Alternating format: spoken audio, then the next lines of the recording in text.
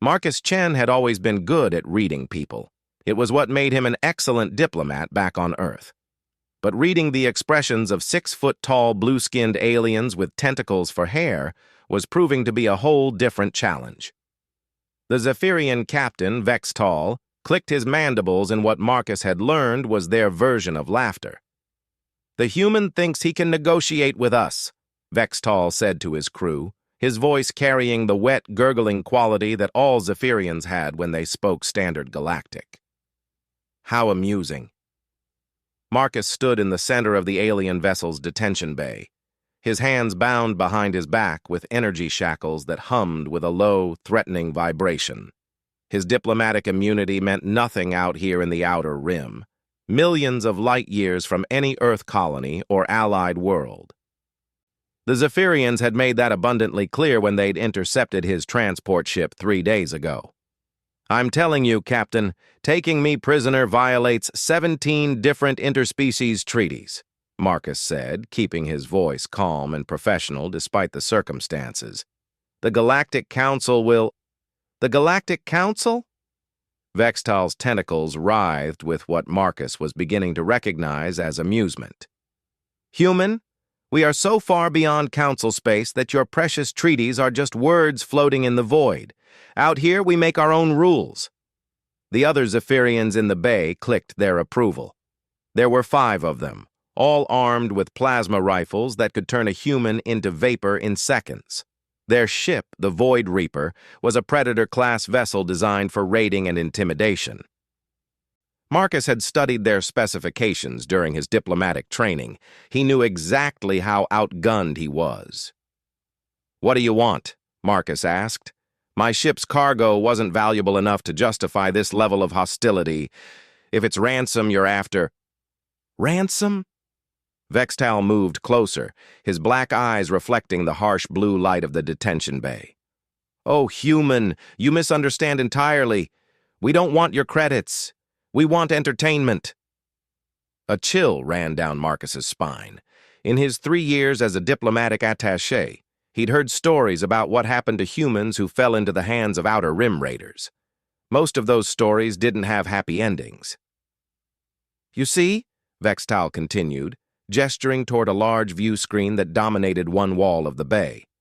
"We've been monitoring your species for some time now. Humans have a reputation throughout the galaxy. Some say you're warriors, others say you're clever negotiators, but we've also heard interesting stories." The view screen flickered to life, showing what looked like a massive space station constructed inside an asteroid. The structure was dark and foreboding, with spikes and angular architecture that hurt to look at for too long. "Behold, Drakmore Station," Vextal said with obvious pride. "Our entertainment complex. Beings from across the galaxy come here to watch the most spectacular combat sports in known space. And you, dear human, are going to be our newest attraction." Marcus felt his mouth go dry. "I'm a diplomat, not a fighter. You can't just—" "Oh, but we can," Vextal interrupted. "You'll be fighting in the dragon pits. Specially designed arenas where we keep some of the most dangerous predators in the galaxy. The crowds love watching soft species try to survive against our collection of apex hunters." The view screen changed to show interior shots of the station. Marcus saw massive circular arenas carved from black stone, each one containing different types of creatures that looked like they'd crawled out of humanity's worst nightmares. In one pit, something that resembled a cross between a spider and a shark tore apart what might have once been another prisoner. In another, a creature made of living crystal breathed some kind of acidic mist. "The dragon pits," Vextal explained, "are named for the crown jewels of our collection, ancient predators from the Kythera system. They're called void dragons. Though they're not really dragons in the mythological sense, they're something far worse." Marcus swallowed hard. "And if I refuse to fight?" "Then you'll be thrown to the creatures anyway, but without any weapons or protection. At least if you participate willingly, you'll have a chance. A small one. but a chance nonetheless. The Zephyrian captain moved to a control panel and began entering commands. Marcus felt the ship's engines change pitch as they altered course toward the massive station. "I should warn you," Vextal said without looking up from his controls. "In the 5 years we've been operating the Dragon Pits, only one being has ever survived an encounter with the Void Dragons, a Corvan warrior who managed to kill one before the others tore him apart. He lasted almost 4 minutes. Most creatures don't survive the first 30 seconds. Marcus tried to process what he was hearing. He'd been trained in basic self-defense, of course. All diplomatic personnel were. But his training involved dealing with hostile negotiations and the occasional bar fight, not battling alien predators in gladiatorial combat. "Why dragons?" Marcus asked, partly out of genuine curiosity and partly to buy time to think. "Why are they the main attraction?" Vexitel's tentacles curled in what Marcus was learning to recognize as a smile. "Because they're perfect killers. Intelligent enough to be creative in their hunting, large enough to provide spectacular visuals for our audience, and ancient enough to have developed hunting instincts that border on supernatural. They were the apex predators on Kythera before that world died. Now they're the ultimate test of survival." The ship shuddered as they entered the station's docking bay. Through the view screen, Marcus could see the massive structure looming around them. The asteroid had been completely hollowed out, its interior converted into a sprawling complex of arenas, viewing platforms, and what looked like luxury accommodations for wealthy spectators.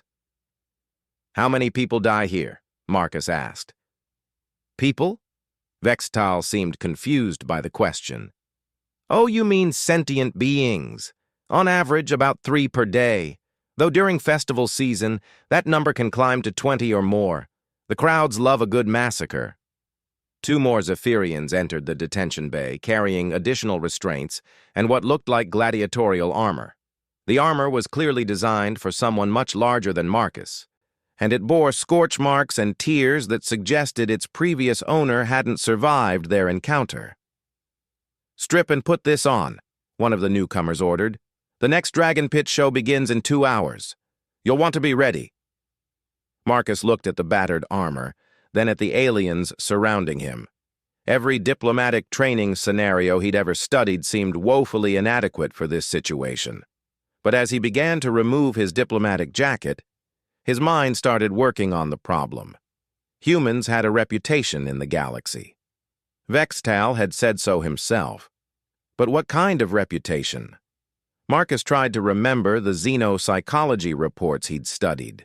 Humans were relatively new to galactic civilization, having achieved faster-than-light travel only about 50 years ago. Most alien species had been spacefaring for centuries or millennia. But humans had made their mark quickly. The report suggested that other species found human behavior unpredictable and sometimes alarming. There had been incidents during first contact scenarios where human responses had caught alien diplomats completely off guard. As Marcus pulled on the oversized armor, he tried to remember a specific incident he'd read about, something involving human colonists and a territorial dispute with the hegemony. The colonists had been outnumbered 1,000 to 1, facing complete annihilation. But instead of surrendering or attempting to negotiate, they'd done something that had shocked the galaxy. They'd fought back. Not just fought, but fought with a ferocity and creativity that had turned the tide of what should have been a massacre. The final report had described human tactics as inexplicably adaptive and disturbingly innovative. Marcus finished putting on the armor and looked up at Vextal. "Tell me about these void dragons.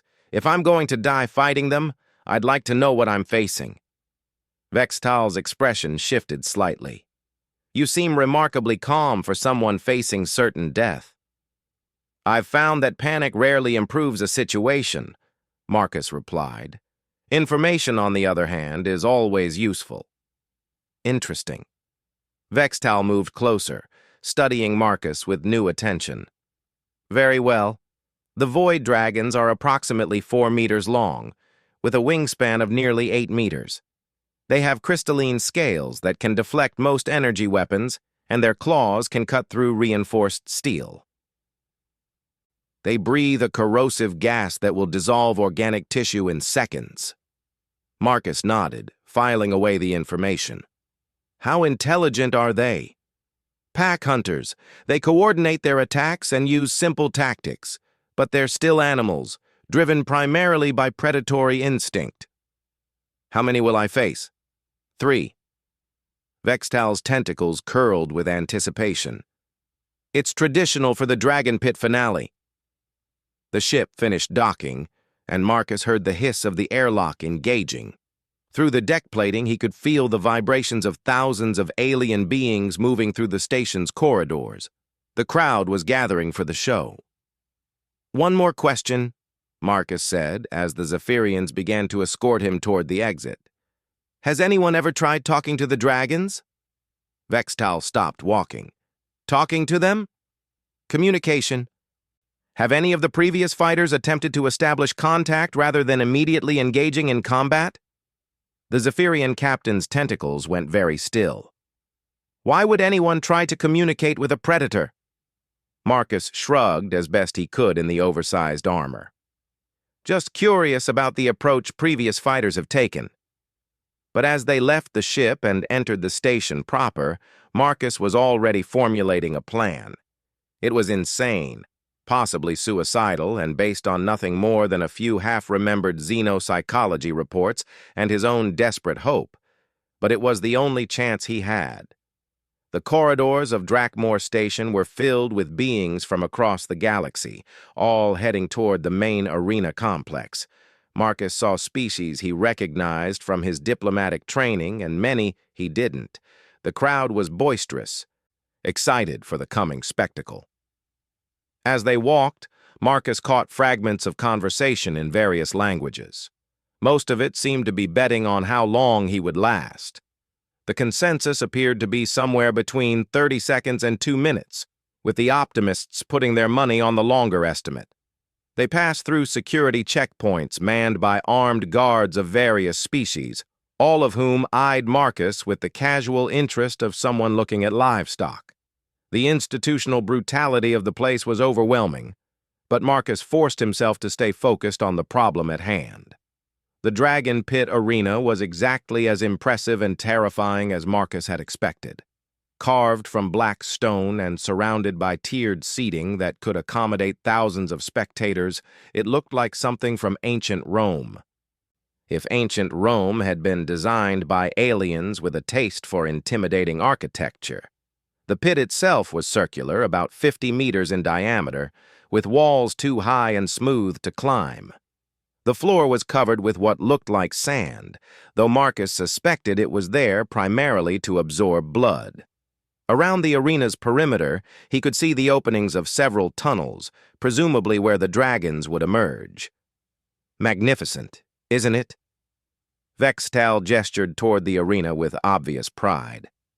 We've hosted beings from 17 different star systems here, all come to witness the ultimate test of survival. Marcus was led to a small chamber adjacent to the arena, where he was given a final briefing on the rules. They were simple enough. Survive for 10 minutes, and he would be allowed to live as a permanent gladiator on the station. Die, and provide entertainment for the crowd. You'll have access to these weapons, a Zephyrian technician explained, showing Marcus a small arsenal of basic melee weapons. Plasma sword, ionic spear, kinetic hammer. Choose wisely, as you'll only get one. Marcus examined the weapons. All of them were designed for direct combat, built for beings who planned to fight their way to victory through superior firepower or combat skill. None of them seemed particularly useful for his intended approach. Is there anything else available? Marcus asked. Maybe something less aggressive? The technician's tentacles twitched in confusion. Less aggressive? You're about to face 3 void dragons. What could be less aggressive than weapons designed to kill them? I'm thinking more about tools than weapons, Marcus said. Something that might be useful for problem-solving rather than fighting. The technician exchanged a look with the guards. Problem solving? Human, I think you misunderstand the nature of what you're about to face. But after some discussion, they produced a small toolkit containing various devices: a portable light source, a basic scanner, some emergency medical supplies, and a few other odds and ends that previous fighters had requested over the years. Marcus selected the scanner and the light source, leaving the weapons untouched. The guards seemed baffled by his choice, but they didn't object. 5 minutes until showtime, the technician announced. Any final requests? Marcus thought about it. Yes, actually. I'd like to know more about these dragons' original habitat. What was Kythera like before it died? Kythera? The technician seemed surprised by the question. It was a twilight world, tidally locked to its star with one side in permanent darkness and the other in constant light. The dragons lived in the twilight zone between the two extremes. Interesting, Marcus murmured. And how did the world die? Solar instability. The star began producing too much radiation. Most of the ecosystem was destroyed before we could rescue the dragons. Marcus nodded, filing away this information with everything else he'd learned. A picture was beginning to form in his mind, though he wasn't sure if it would be enough. The roar of the crowd was building outside. Marcus could hear the announcer, speaking in Standard Galactic, hyping up the coming event. According to the commentary, he was being billed as a soft-skinned human diplomat who thought he could negotiate his way out of the dragon pit. The irony wasn't lost on him. It's time, Vextal announced, entering the chamber with an escort of guards. The crowd is eager to see what this human can do. Marcus took a deep breath and picked up his scanner and light source. Just remember, he said to the assembled aliens, you wanted to see what humans are capable of. The guards escorted him through a tunnel that led directly into the pit. As Marcus emerged into the arena, the roar of the crowd was deafening. Thousands of alien beings cheered and called out, their voices creating a cacophony that seemed to shake the very walls. Marcus walked to the center of the arena and looked up at the crowd. In the VIP section, he could see Vextal and other high-ranking officials watching with obvious anticipation. The Zephyrian captain raised a tentacle in what might have been a farewell gesture. Then the announcer's voice boomed across the arena. Ladies, gentlemen, and beings of all species, prepare yourselves for an unprecedented spectacle. Tonight, we have a human diplomat who believes he can survive what our greatest warriors could not. The crowd erupted in laughter and jeering. Marcus stood in the center of the pit, holding his scanner and light source, looking completely unprepared for what was about to happen. Release the dragons, the announcer commanded. 3 massive tunnel doors around the arena's perimeter began to grind open. Marcus could hear something moving in the darkness beyond, and the crowd fell into an expectant hush. Then the first void dragon emerged into the arena, and Marcus got his first good look at what he was facing. The creature was even more magnificent and terrifying than he had imagined. The void dragon that emerged from the tunnel moved with a fluid grace that seemed impossible for something so large. Its crystalline scales caught the arena's harsh lighting and threw it back in prismatic rainbows that danced across the black stone walls. The creature's head was angular and intelligent, with eyes that seemed to hold far more awareness than Marcus had expected from what the aliens had described as simple predators. The second dragon appeared from another tunnel, slightly smaller than the first, but moving with the same liquid precision. Its scales were darker, more purple than the crystal-clear coloration of its companion. And it immediately began circling toward Marcus's left flank. The third dragon was the largest, emerging from the tunnel directly behind Marcus. As it stepped into the arena's light, the crowd gasped. This creature bore scars across its crystalline hide, old wounds that had healed into silvery lines. A veteran fighter, Marcus realized. A survivor. The 3 dragons formed a loose triangle around Marcus, but they didn't attack immediately. Instead, they studied him with an intelligence that made his diplomatic instincts start humming. These weren't mindless predators. They were thinking, evaluating, planning. Marcus stood perfectly still in the center of the arena, his scanner in one hand and the light source in the other. The crowd was growing restless, expecting immediate violence. Shouts and calls in various alien languages echoed from the stands, but Marcus tuned them out. His entire focus was on the three magnificent creatures that were now close enough that he could hear their breathing. The lead dragon, the largest one with the scars, made the first move. But instead of attacking, it lowered its head slightly and made a sound unlike anything Marcus had heard before. It wasn't quite a roar or a growl. It was almost musical, a complex series of harmonic notes that seemed to resonate through the arena's stone floor. The other two dragons responded with similar sounds, creating a brief but hauntingly beautiful chorus. Then they fell silent, watching Marcus with those impossibly intelligent eyes. "Remarkable," Marcus said quietly, just loud enough for his voice to carry in the sudden silence. He activated his scanner and pointed it toward the lead dragon, not as a weapon but as a tool of investigation. The device immediately began registering readings that made his breath catch. The dragons weren't just intelligent. According to his scanner's bio-readings, they possessed neural complexity ratings that rivaled most sentient species. These weren't animals at all. They were people. People who had been kidnapped from their dying world and forced to fight as gladiators for the entertainment of others. Marcus lowered the scanner and looked directly into the lead dragon's eyes. "Can you understand me?" he asked in standard galactic. The dragon's head tilted slightly, and it made another series of musical notes. Marcus couldn't understand the language, but the intent was clear. It was trying to communicate. "I'm sorry," Marcus said, and he meant it. "I'm sorry for what they've done to you, what they've done to all of you." The crowd was growing agitated. Shouts of confusion and anger echoed from the stands. This wasn't what they had paid to see. They wanted blood and violence, not whatever strange interaction was happening in the pit. Marcus activated his light source and adjusted it to produce different colored illuminations. He started with a soft, warm yellow light, then shifted to blue, then red. The dragons watched with obvious fascination, and the scarred leader responded by opening its mouth and breathing out a gentle stream of bioluminescent gas that created its own light show against the arena's walls. "By the void!" Marcus heard someone in the crowd shout. "What is the human doing?" But Marcus was beginning to understand.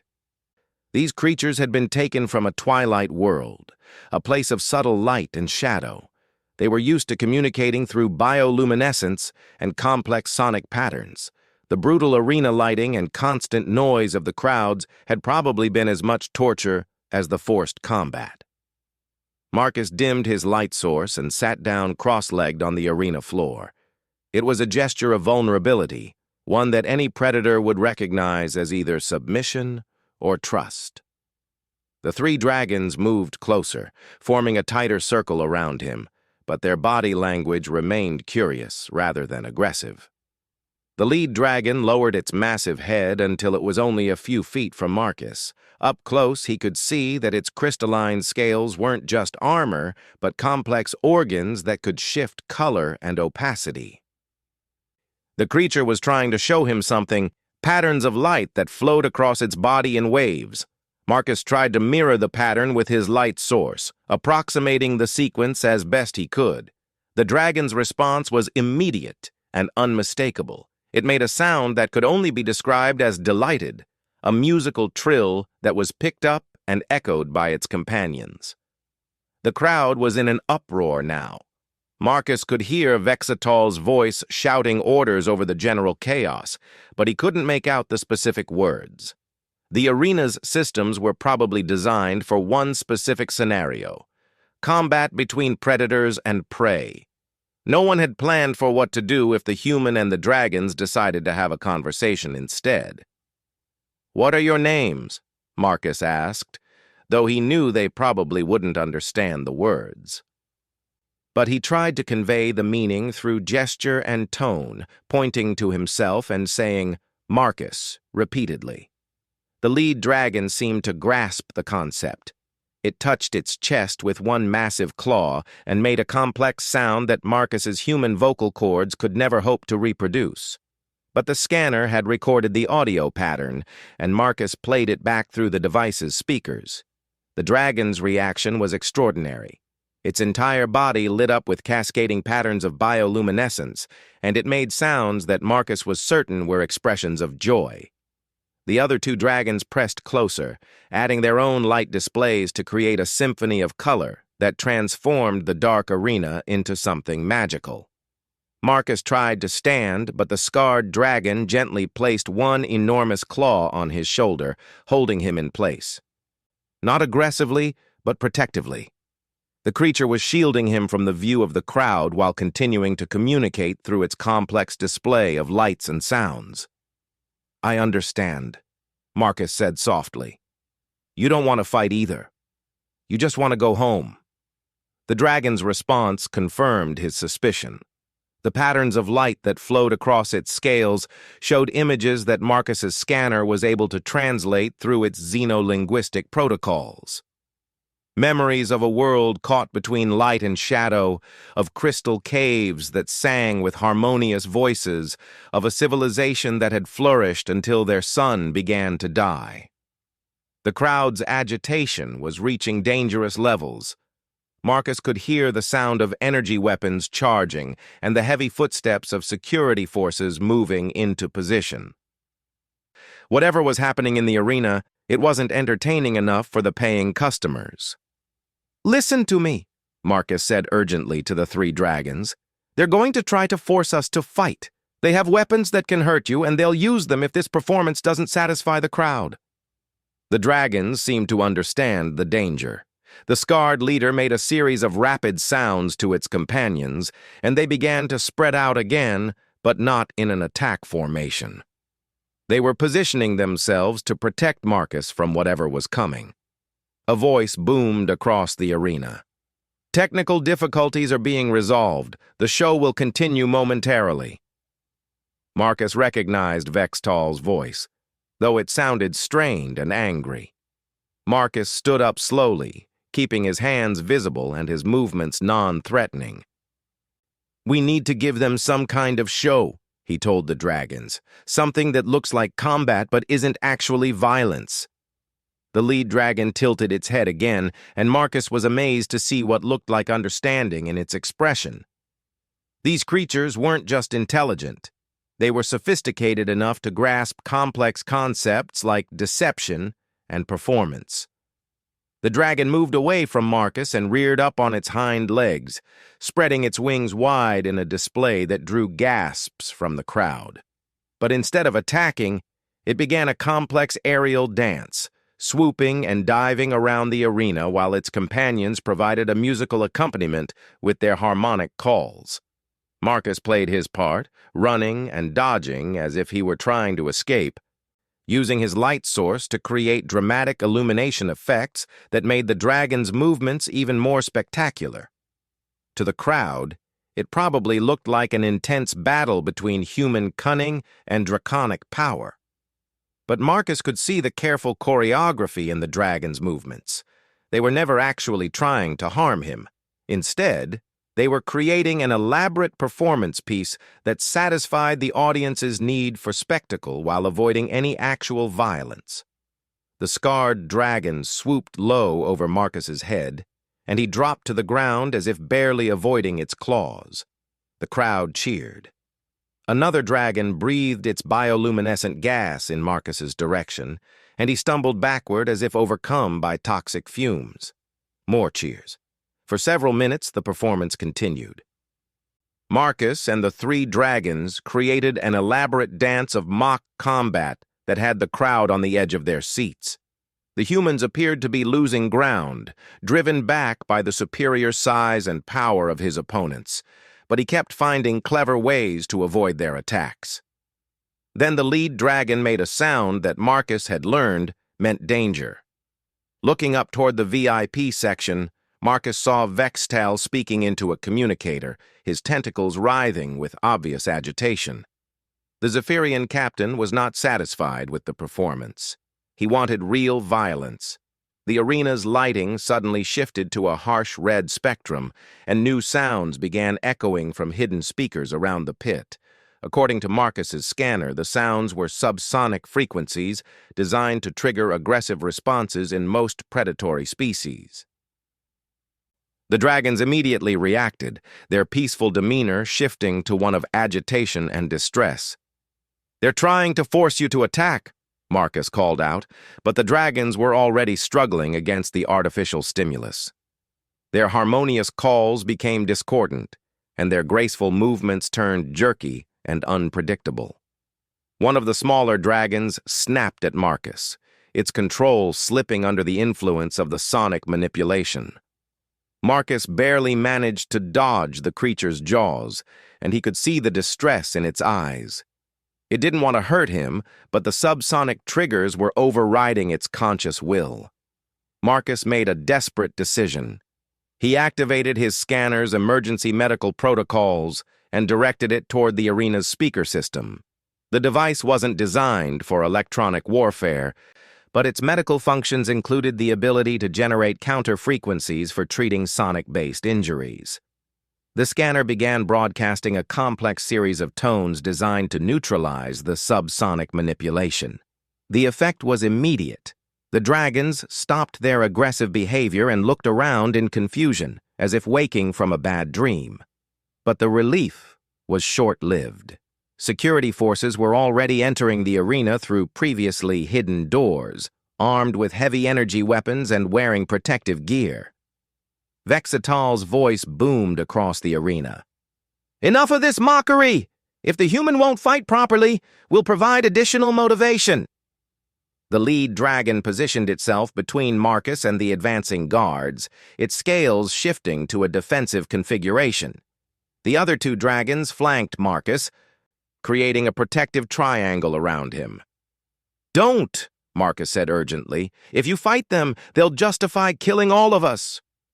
But the dragons weren't backing down. These creatures had been prisoners for years, forced to fight and kill for the entertainment of aliens who saw them as nothing more than exotic animals. Marcus's simple act of recognition and respect had awakened something in them that had been dormant too long. The scarred leader began to sing. It started as a low, harmonic note that seemed to resonate through the arena's stone structure. The other dragons joined in, and their combined voices created something that transcended simple communication. It was music in its purest form, a song that spoke of loss and hope and the desperate desire for freedom. The effect on the crowd was immediate and unexpected. The jeering and shouting died away as thousands of alien beings found themselves listening to something they had never heard before. The voice of a dying civilization, preserved in the memories of 3 survivors.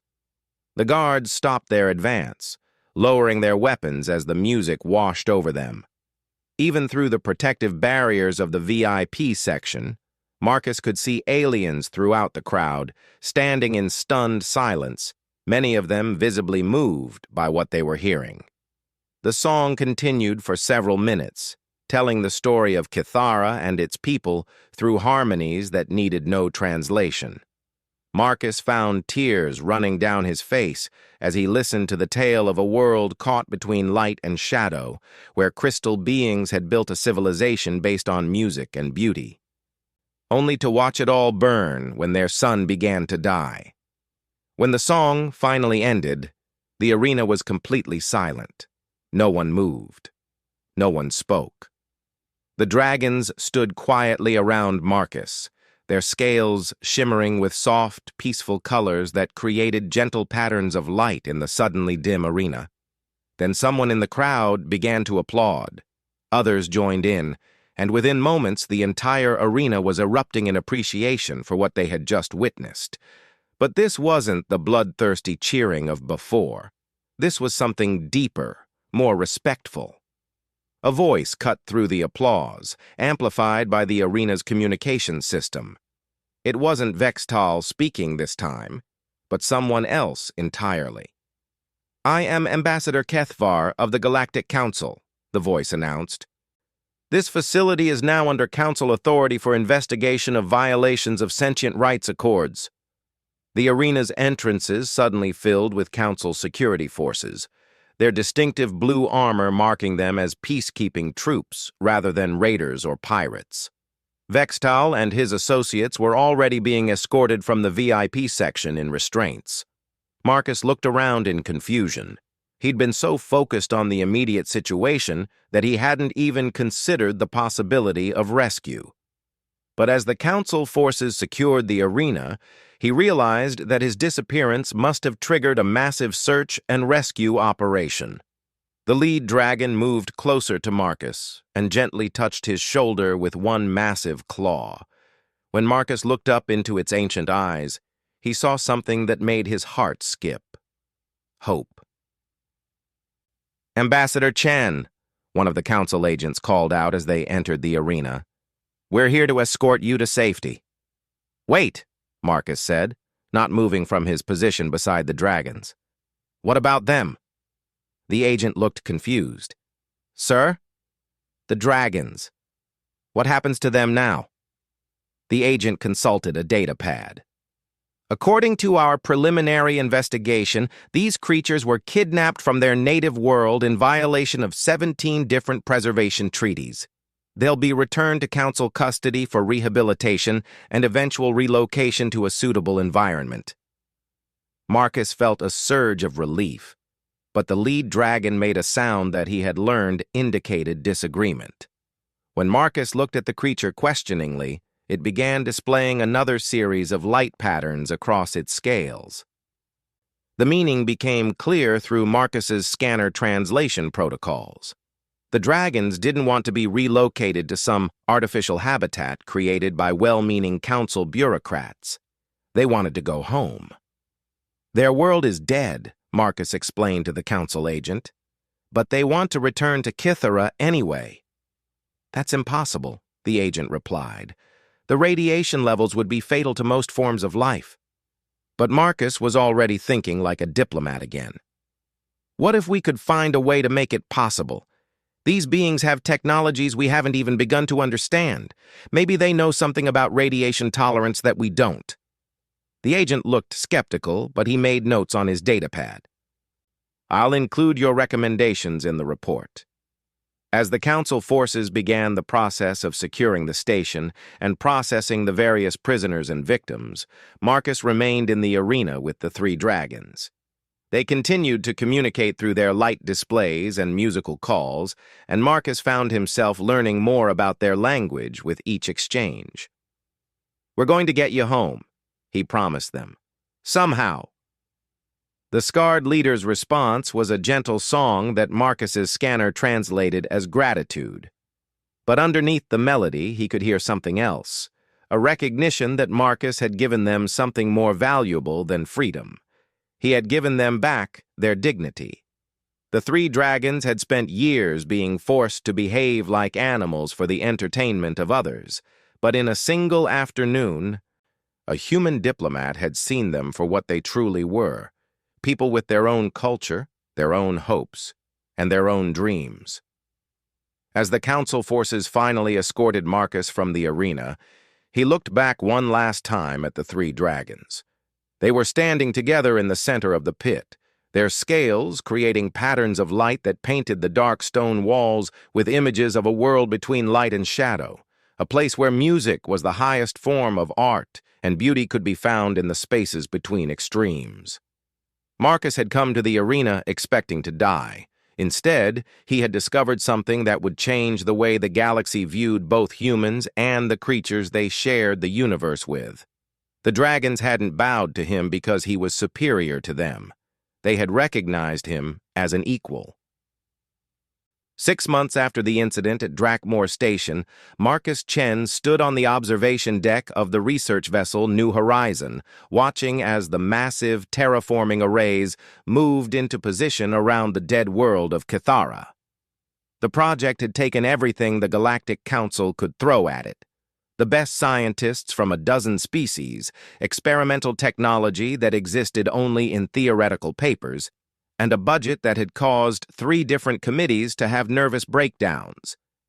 But it was working. The atmospheric processors are showing green across all sectors, Dr. Yelena Okoye announced from her position at the main control console. The human terraforming specialist had volunteered for the project when she learned about the dragon's story, and her expertise had been crucial in adapting the technology for Kithara's unique challenges. Radiation levels have dropped to safe parameters in the Twilight Zone, added Venthok, a Altarian engineer whose species had contributed their advanced shielding technology to the effort. The crystal formations are beginning to regenerate naturally. Marcus nodded, but his attention was focused on the 3 figures standing at the far end of the observation deck. The dragons had grown during their time in council custody, their scales becoming more vibrant and complex as they recovered from years of captivity and malnutrition. They stood together as they always did, communicating in their musical language, while their scales displayed patterns of light that had become familiar to Marcus over the months of preparation. The lead dragon, whom Marcus had learned to call Harmony in his own mind, turned toward him and made a series of sounds that the ship's translation computer rendered as, "The homeward song grows stronger." "Soon," Marcus replied, using the simple light patterns he had learned to communicate basic concepts. "Very soon." The terraforming of Kithara had become the most closely watched project in Council space. Not because of the technical challenges, impressive as they were, but because of what it represented. For the first time in galactic history, a dead world was being brought back to life specifically to preserve an extinct civilization. The dragons were the last survivors of their species, but they carried within their genetic memory the complete cultural heritage of their people. Their songs contained historical records going back thousands of years, encoded in harmonics that could be passed down through generations without any loss of information. Their scale patterns were actually a form of living art, capable of displaying images and concepts with a complexity that rivaled any holographic system. Incoming transmission from the council chambers on Nexus Prime, the ship's communication officer announced. "It's marked as Priority 1. Marcus sighed. "Put it through." The holographic image of Counselor Drathwin materialized in the center of the observation deck.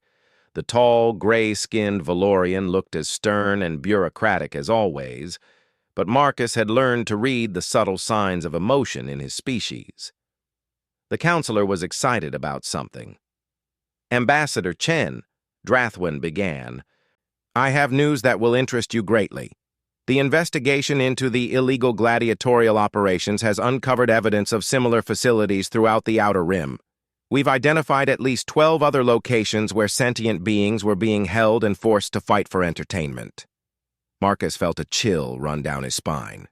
"How many survivors?" "Hundreds," the counselor replied. "Beings from species we thought were extinct, individuals who were reported missing years or decades ago, and several cases of entire populations that were kidnapped and enslaved. The scope of this operation is far beyond what we initially imagined." One of the dragons, the smaller female whom Marcus had started thinking of as Chorus, moved closer to listen to the conversation. Her scales shifted to patterns that Marcus had learned indicated concern mixed with hope. "What's the plan for the survivors?" Marcus asked. "That's why I'm contacting you," Drathwin said. "Your success with the Kitharan restoration has inspired similar projects throughout the galaxy. 14 different worlds are being considered for terraforming or habitat reconstruction based on the needs of the survivors. The Council wants you to head up a new department dedicated to these restoration efforts." Marcus looked out at Kithara, where the first green shoots of vegetation were beginning to appear in the twilight zone between the world's light and dark sides. The dragons had been working with the terraforming teams, using their knowledge of their world's original ecosystem to guide the restoration process. "I'll need a large team," Marcus said. "Scientists, diplomats, terraforming specialists, and translators who can work with non-verbal species. And we'll need legal authority to investigate and shut down any remaining gladiatorial operations we discover." "Granted," Drathwin said immediately. "The Council is prepared to provide whatever resources you require. This project has become the most popular initiative in Council history. Beings from every member species are volunteering to help." Harmony moved to Marcus's side and made a complex series of sounds. The translation came through as, "The human's small light has grown to illuminate many dark places." Marcus smiled and touched the dragon's massive forearm gently. "Tell him that the dragon's song inspired others to sing." The conversation with the counselor continued for another 20 minutes, covering the logistical details of the new restoration department and the timeline for beginning operations. But Marcus's mind was already racing ahead to the implications of what they had discovered. The gladiatorial operations had been symptoms of a larger problem in galactic civilization. Too many species saw other beings as resources to be exploited rather than people to be respected. The dragon's story had begun to change that perspective, but there was still enormous work to be done. After the transmission ended, Marcus walked over to where the three dragons were standing together. They had been watching the dead world below them for hours, their scales creating increasingly complex patterns as Kythera's atmosphere began to clear. "How do you feel?" Marcus asked, using both spoken words and light patterns. "About going home, I mean." Harmony's response was a song that lasted for several minutes, filled with harmonies that spoke of joy and sadness intertwined. The translation appeared on Marcus's personal scanner. "Home is not the place, but the people who remember the place. We carry Kythera in our songs, and now we bring those songs back to where they began." The smaller dragon, Chorus, added her own melody. "But the place is important too. The crystal caves where our ancestors sang their first songs, the twilight valleys where light and shadow learned to dance together. These things matter." The third dragon, whom Marcus had named Echo because of his habit of repeating and elaborating on his companion's musical phrases, created a pattern of lights across his scales that showed the three of them standing together on the surface of a restored Kythera. But in his vision, they were not alone. Other figures moved in the light patterns, beings who might have been dragons, or might have been something else entirely. "You're not planning to live alone on Kythera, are you?" Marcus asked. Echo's response was surprising. "The songs remember other voices, not dragon voices, but voices that harmonized with ours.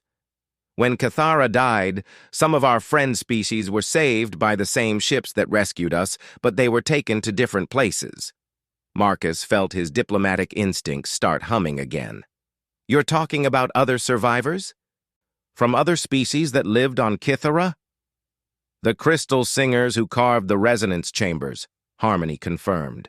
"The shadow walkers who taught us to find beauty in darkness. The light weavers who showed us how to paint with bioluminescence.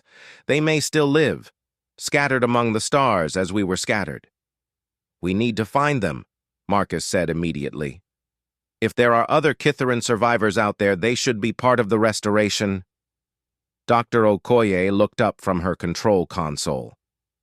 "Marcus, the terraforming process is designed for the dragon's specific biological needs. If we're talking about adding other species to the mix, we'll need to completely recalculate the atmospheric composition and ecosystem balance." "Can it be done?" "It'll be complex," she admitted, "but the basic framework is adaptable. Give me detailed biological data on the other species, and I can modify the process to accommodate them." Marcus was already thinking about the logistics. Finding the other Kytheran survivors would require a galaxy-wide search, and there was no guarantee they had been kept alive. but the possibility of restoring not just a world, but an entire interspecies civilization was too important to ignore. "I'll need to contact the Council about expanding the search parameters," Marcus said. This just became a much bigger project. Over the following days, as the terraforming of Cathara continued, Marcus worked with xenobiologists and cultural specialists to analyze the dragon's genetic memories and songs for information about their world's other inhabitants. The picture that emerged was of a unique ecosystem where multiple intelligent species had evolved together, creating a civilization based on artistic collaboration rather than competition. The crystal singers were silicon-based beings who could manipulate mineral formations through subsonic frequencies. They had built the resonance chambers where the dragon's ancestors had developed their complex musical languages. The Shadow Walkers were photosynthetic beings who thrived in low-light environments, creating living artworks from bioluminescent organisms. The Light Weavers were energy beings who existed partially in electromagnetic spectrums, able to create visual displays that complemented the dragon's scale patterns. Together, these species had created what might have been the galaxy's first truly integrated multi-species civilization. And now, thanks to the dragon's memory songs and the Galactic Council's resources, there was a chance to rebuild it. "I've got something," announced Lieutenant Commander Sarah Mitchell, the search and rescue coordinator who had been tasked with tracking down the other survivors. Her voice came through the ship's communication system with obvious excitement. "Long-range sensors have identified a hegemony research station in the Vega sector that's showing spectral signatures consistent with crystal singer biology." Marcus felt his heart skip. The hegemony was one of the more aggressive expansionist powers in the galaxy, known for their tendency to treat other species as experimental subjects. If they had crystal singers in custody, the situation could be diplomatically complex. "What's our legal standing for an investigation?" Marcus asked. "The new Council Resolution 2847 gives your Restoration Department authority to investigate any situation involving potentially displaced Kithran survivors," Commander Mitchell replied. "The hegemony signed the resolution along with all other major powers." "Then let's go pay them a visit." The journey to the hegemony research station took 3 days, during which time Marcus worked with the dragons to prepare for what they might find. The crystal singers in the dragon's memory songs were depicted as gentle beings who communicated through harmonic resonances and created living architecture from mineral formations. But after decades or centuries in captivity, there was no telling what condition they might be in. "Will you be able to recognize them?" Marcus asked Harmony as they approached the station. "Crystal singer songs are unique to each individual," the dragon replied through the translation system. "If any of our old friends still live, their voices will be unmistakable." The Hegemony Research Station was a massive structure built around a captured asteroid, its dark metal hull bristling with sensor arrays and defensive systems. As the New Horizon approached, they were hailed by the station commander, a reptilian hegemony officer whose image appeared on the main screen. "Approaching vessel. This is Commander Sektar of Research Station Omega-7. State your business." "This is Ambassador Marcus Chen of the Galactic Council Restoration Department," Marcus replied, projecting his diplomatic credentials. "We're investigating potential violations of Kitharan survivor protection protocols under Resolution 2847. The commander's expression shifted subtly. "I am not familiar with any Kitharan subjects in our custody." "Then you won't mind if we conduct a standard inspection," Marcus said smoothly. According to the resolution, all member governments agreed to full transparency regarding displaced persons from dead worlds. The commander clearly wanted to refuse, but the legal framework was ironclad. After a brief consultation with his superiors, he granted permission for an inspection team to board the station. Marcus led the inspection team personally, accompanied by 2 council security officers, and most importantly, by Harmony. The dragon had volunteered to come aboard despite the risks. insisting that only he would be able to properly identify any Crystal Singer survivors. The Hegemony Research Station was exactly as cold and institutional as Marcus had expected. Sterile corridors led to laboratory spaces where various experiments were being conducted on mineral samples and energy phenomena. But as they moved deeper into the station, Harmony began showing signs of agitation. "What is it?" Marcus asked. "Resonance patterns," Harmony replied, his scales shifting to worried colors. "Very faint but familiar. Crystal Singer voices, but changed. Damaged." They followed Harmony's guidance deeper into the station, past increasingly secure checkpoints, and into areas that the station commander clearly hadn't wanted them to see. Finally, they reached a laboratory section where the walls themselves seemed to pulse with a faint rhythmic vibration. "Here," Harmony said, his scales now bright with recognition and anger. "They are here." The laboratory contained 3 crystalline formations that Marcus had initially mistaken for experimental equipment. But as Harmony approached them, the formations began to respond, their crystal surfaces lighting up with patterns of color and their structures resonating with harmonic frequencies. "By all the stars," one of the security officers whispered, "they're alive." The Crystal Singers were indeed alive, but barely. According to the research data that Marcus's team accessed, they had been in Hegemony custody for over 30 years, subjected to experiments designed to understand their unique mineral manipulation abilities. They had been kept in artificial crystalline matrices that prevented them from moving or communicating properly, reduced to living laboratory equipment. Harmony approached the nearest Crystal Singer and began a complex song, his harmonics carefully tuned to match the frequencies being produced by the trapped being. The response was immediate and heartbreaking, a series of notes that conveyed decades of isolation and pain, but also desperate hope.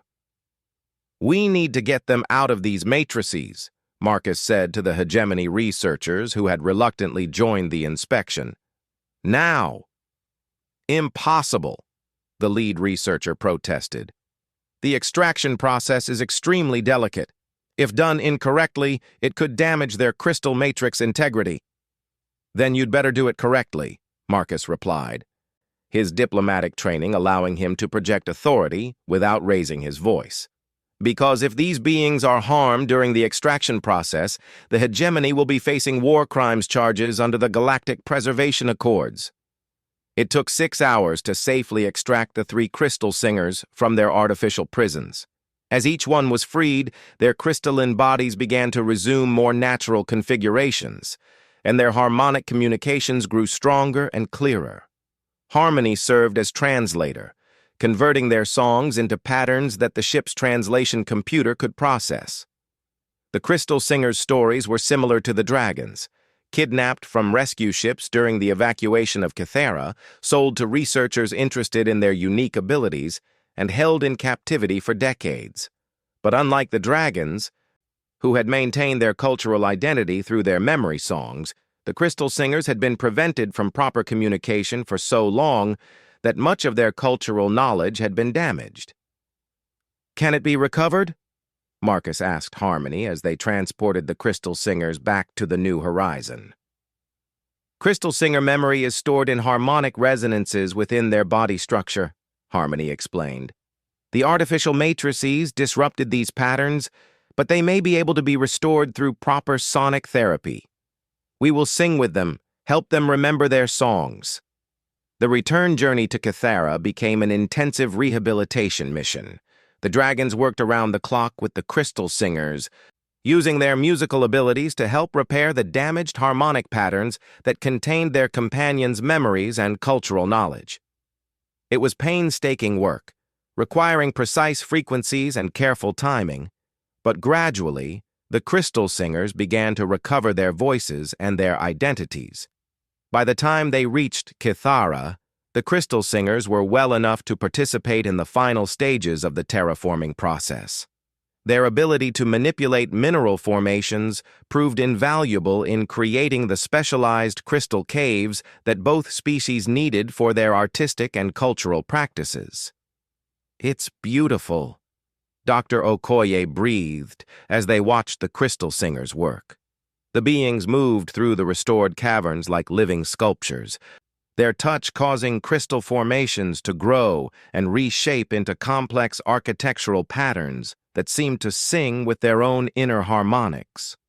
The dragons provided the musical accompaniment, their songs guiding the crystal singers' work and celebrating the restoration of their shared homeland. For the first time in decades, the two species were working together as they had for millennia before the death of their world. But Marcus knew this was just the beginning. The success at Kithara had proven that dead worlds could be brought back to life, and that scattered peoples could be reunited. Across the galaxy, hundreds of other survivors were waiting for their own chance at restoration and return. As Marcus stood in the twilight zone of the restored Kithara, watching dragons and crystal singers create new artworks in the caves where their ancestors had once flourished, he realized that his diplomatic career had taken a direction he could never have imagined. He was no longer just negotiating treaties between existing civilizations. He was helping to resurrect civilizations that had been lost. The work would take decades, possibly centuries. But for the first time since the incident at Drakmore Station, Marcus felt like he truly understood what it meant to be human in a galaxy full of other intelligent species. It meant seeing people where others saw resources. It meant choosing cooperation over exploitation. And sometimes it meant having the courage to sit down in an arena full of predators and ask them what their names were. The dragons and crystal singers continued their work, their combined efforts creating something that had been lost for 50 years, the living heart of a Kitharan city where light and shadow, song and crystal, memory and hope all came together in perfect harmony. And in the distance, Marcus could hear the sound of other ships approaching Kithara, carrying more survivors who had been found scattered among the stars, coming home to a world that had been dead but was now very much alive. The restoration had only just begun,